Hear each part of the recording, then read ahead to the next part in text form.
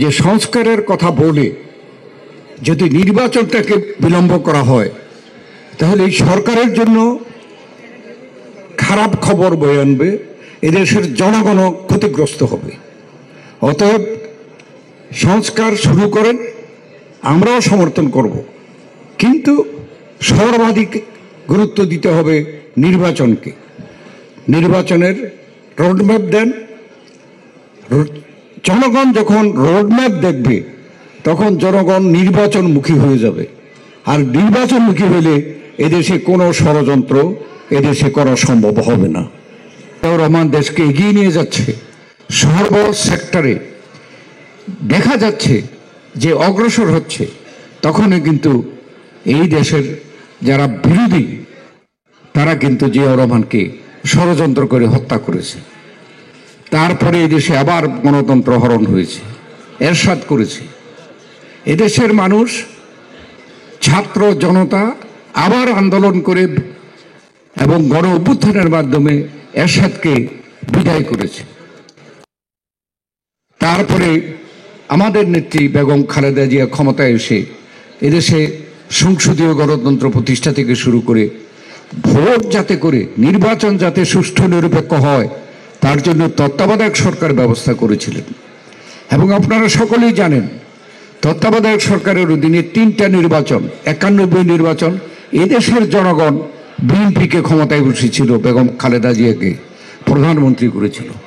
৯৬তে এদেশের জনগণ এই তত্ত্বাবধায়ক সরকারের অধীনে স্বাধীনভাবে ভোট দিয়ে আওয়ামী লীগকে বসিয়েছিল।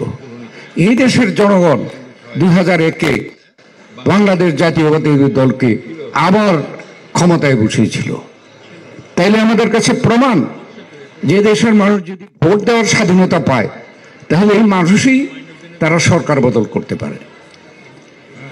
যে সরকার এই ভোটকে বাধাগ্রস্ত করে, এটাও প্রমাণ আছে যে সেই ক্ষেত্রে দুইবার এদেশের জনগণ, ছাত্র জনতা আন্দোলনের মাধ্যমে, গণ অভ্যুত্থানের মাধ্যমে এরশাদের পতন ঘটেছে। শুধু পতন নয়, এদেশ থেকে তাকে পালাতে বাধ্য করেছে।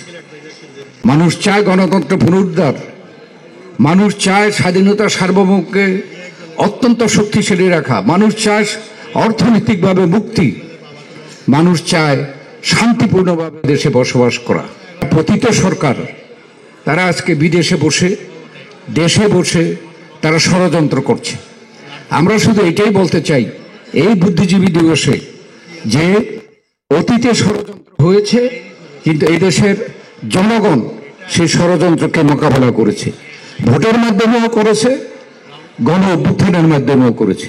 গত ৪ মাস এদেশে একটি নিরপেক্ষ এবং অন্তর্বর্তীকালীন সরকার আছে। তারা মনে করছে তারা দুর্বল, কিন্তু এদেশের মানুষ কিন্তু সকলে তাদেরকে সমর্থন করেছে।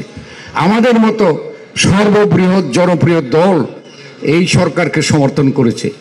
এই জন্য যে এই আন্দোলনে যে মেসেজ বা যে তারা ওয়াদা করেছে যে জনগণের অধিকার ফেরত দেবে, স্বাধীনতা সার্বভৌমত্বকে শক্তিশালী করবে, আরও যেগুলো দিয়েছে, আমরা চাই এগুলো তারা বাস্তবায়ন করুক।